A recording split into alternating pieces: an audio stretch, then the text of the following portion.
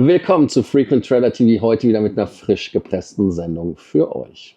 Themen, die ich für euch vorbereitet habe, sind die Entlastung bei der Luftverkehrssteuer, die wird nämlich gesenkt.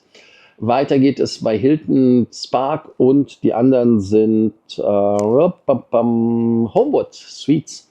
Die reduzieren die Punkteausbeute. SAS reduziert nicht die Preise, sondern reduziert den Value. Das heißt also, SAS Business Class Flüge werden teurer. Hyatt Cyber Sale bis 30% mehr. Natürlich haben wir Leute, die über die Luftverkehrssteuersenkung sich freuen und Leute, die sich ärgern. Ihr könnt dreimal raten, wer, gehen wir darauf ein. Und Condor, die bauen ihr europäisches Streckennetz weiter aus. Ihr denkt dran, den Kanal zu abonnieren, die Glocke anzumachen, ein Like dazulassen, aber auch zu kommentieren und kommt aufs Gut. Bei der Entlastung von Luftverkehrssteuer ab der 1. Juli 2026 haben wir öfters gehört, dass die Leute wie BDL und so weiter geträumt haben. Jetzt ist es soweit, 350 Millionen Euro zugunsten der deutschen Luftverkehrsindustrie oder Luftfahrtindustrie soll es geben ab 1. Juli 2026. Die Senkung wird über den Verkehrsetat kompensiert, falls Steuerausfälle entstehen. Hintergrund ist ja mit der Ticketsteuer, dass die im Mai 2024 erhöht worden ist. Deutschland verliert damit die Wettbewerbsfähigkeit aufgrund der erhöhten Standortkosten. Ryanair und wie sie heißen, hatten das ja immer wieder gesagt. Die aktuelle Steuerhöhe pro Abflug in Deutschland, Kurzstrecke 15,53 Euro, Mittelstrecke 39,34 Euro, Langstrecke 70,83 Euro. Der BDL kritisiert ja seit langem, dass Deutschland das Land ist, wo die Ticketsteuern am höchsten sind in Europa. Heißt also Streckenstreichungen bei innerdeutschen Flügen, weil es ja doppelt natürlich kostet, und kleineren Flughäfen. Fritze Merz hat Folgendes gesagt: eine Größenordnung von etwa 350 Millionen Euro zugunsten der Luftverkehrsindustrie. Und Joachim Lang sagt, der BDL-Hauptgeschäftsführer, um Deutschland machen die Airlines aufgrund steigender Steuergebühren einen zunehmend großen Bogen. Staatliche Standortkosten haben sich seit 2019 mehr als verdoppelt. Ja, wie seht ihr das? Wird sich diese Steuerreduktion bei uns auch im Portemonnaie niederschlagen oder ist das etwas, wo die Fluggesellschaften sagen, nehmen wir einfach mal mit und wir senken die Preise nicht? Heißt also, wie viel behalten die Fluggesellschaften selber? Da bin ich mal gespannt, was ihr sagt. Wo natürlich gehobelt wird, fallen Späne. Gerade wenn die Luftverkehrssteuer wieder abgeschafft wird, gibt es Leute, die sich freuen. BDL hatte ich ja gerade gesagt.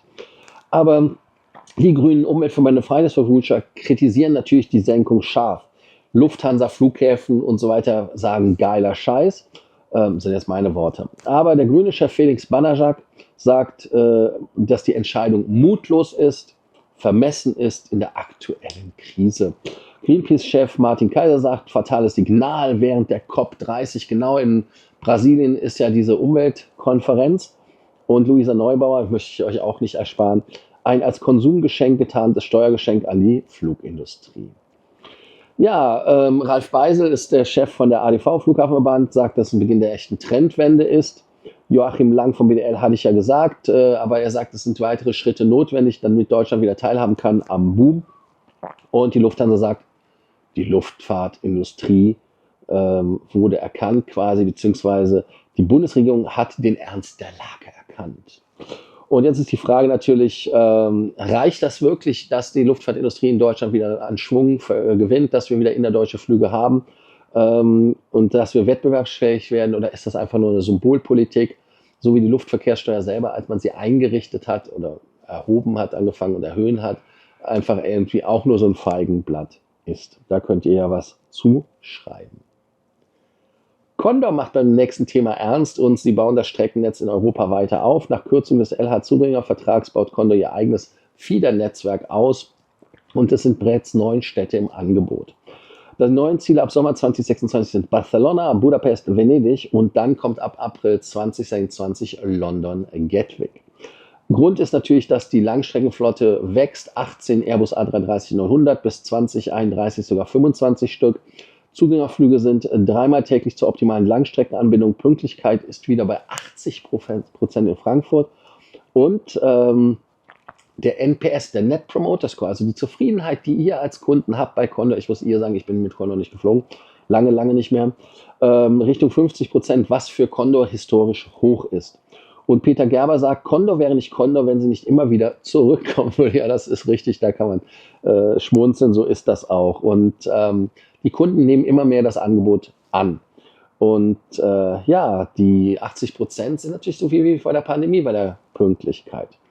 Ja, kann Condor ein Konzept im Europa-Netzwerk tragfähig betreiben oder ist das nur eine Übergangslösung bis zur nächsten strategischen Partnerschaft? Und wie wir alle wissen, gibt es ja die Parolen auf der Pipi-Box, dass die Condor in eine Allianz reingeht, most likely, wie man im Englischen sagt, IAG, also das heißt, dass die British Airways Muttergesellschaft, Iberia und wer alles noch drin ist, da bei der Condor auch einsteigt, weil Attestor raus möchte. Bin ich mal gespannt, was ihr dazu sagt. Thema Entwertung ist bei meinen Punkten Status immer ein Thema und bei Hilton ist es jetzt wieder so, dass 2 Gruppen rausfallen. Und zwar einmal bei dem Programmrefresh, der ja kommt, sind die Punkte Earnings, nenne ich sie jetzt mal einfach, halbiert worden bei Spark. Das ist so eine US Conversion Brand, also so eine relativ niedrige Geschichte, und Homewood Suites. Bisher gab es dort 10 Punkte pro US-Dollar Umsatz, jetzt sind es nur noch 5 Punkte pro US-Dollar Umsatz. Betroffene Marken bisher waren ja nur 3, das war True, Home2 Suites und Live Smart Studios, da gibt es sogar nur 3 Punkte. Heißt also, ihr werdet weniger Punkte sammeln bei diesen Hotels, obwohl die Awards gleich teuer bleiben. Und damit ist es halt so, wer diese Marken bevorzugt, bei diesen Marken übernachtet, wird wesentlich weniger Punkte bekommen. Das ist natürlich ein Thema. Und diese reduzierten Earnings bei Hilton Honors, ja, das ist natürlich, macht das Programm weniger attraktiv. Auf der anderen Seite kann ich das verstehen, dass diese Marken, die eher so Longstay-Marken sind und wo die Leute halt wirklich länger übernachten und Punkte bekommen, ist das natürlich auch ein Thema. Und die Frage ist es halt, ob es ein strategischer Fehler war bei Spark, die ja eine relativ neue Marke ist, von Anfang an 10 zu geben und jetzt auf 5 zu reduzieren, hätte man ja auch vorher wissen müssen. Die Hilton-Punkte verlieren ja gerade massiv wieder an Wert. Wir erinnern uns, dass die Properties auf 250.000 Punkte pro Nacht gestiegen sind. Oder ist das nur eine Umverteilung innerhalb des Portfolios? Heißt also, ist das etwas, was unvermeidlich ist, um den Value für uns zu behalten? Da würde ich mich gerne auf eure Meinung berufen und hören, was ihr dazu sagt. Auch interessant ist, wie die Punkte gelten, heißt also, wie es passiert, wenn wir den Umsatz zählen, ob man damit auch diesen Reserve-Status bekommen kann oder ob das auch jetzt auf Punktebasis ist, wo man sagt, ihr müsst so und so viele Punkte haben, dass das ist und das entspricht dann so und so viel Euro Umsatz, wobei das ja dann bei Spark und so weiter nicht mehr ganz so zutrifft. Deshalb bin ich mal gespannt, wie da die Auswirkungen sein werden. SAS hat eine neue Business Class eingeführt. Eigentlich ist es ja nicht eine neue, man hat ja aus der Premium Economy, was es ja war, was man ja da dann anders genannt hat, weil man hat ja keinen freien Mittelsitzplatz, haben jetzt einen freien Mittelsitzplatz. Aber was man jetzt im Rahmen dessen gemacht hat, ist, man hat die Punktewerte erhöht. Und zwar die Business Award Devaluierung ab dem 1. Dezember. SAS erhöht die Business Class Preise um 2.500 bis 32.500 Meilen. SAS Business war 50.000, jetzt 60.000, Premium Economy 40.000, jetzt 45.000. Partner Awards werden ebenfalls teurer. Hintergrund ist es ja, dass man seit 2024 nicht mehr bei der Star Alliance ist, sondern SkyTeam. Und positiv ist halt wirklich, dass diese Award-Charts vorher veröffentlicht werden oder dass es überhaupt noch Award-Charts gibt bei Fluggesellschaften. Heißt also, wer jetzt schon Flüge buchen will, kann diese noch zu den alten Preisen buchen. Und eine alte Meilenweisheit ist wie immer, Meilen werden nicht weniger, die man braucht. Heißt also, die Frage des Tages für euch, lohnt sich Eurobonus und das SkyTeam überhaupt noch oder sollten viel Flieger das Programm wechseln? Also da solltet ihr zu antworten. Anscheinend ist in Amerika gerade der Markt auch relativ soft oder weich, wie man im Deutschen sagt, weil jetzt gibt es die nächste Aktion von Hyatt, eine Art Cyber Sale. Wir haben hier jetzt auch, was haben wir denn gerade gehabt? Wir haben gerade gehabt Veterans Day, jetzt kommt Black Friday.